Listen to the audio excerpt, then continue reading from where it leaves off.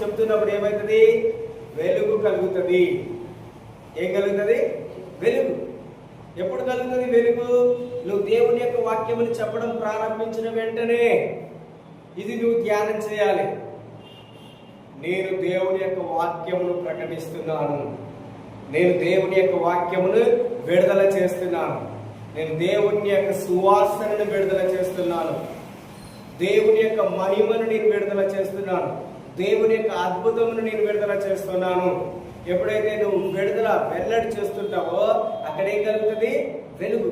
For example, దేవుడు ఆదికాండంలో 1వ అధ్యాయంలో దేవుడు ఏమన్నాడు? ఆయన మాట అంటేనే వాక్యము, ఆయన మాటలు అంటే వాక్యము.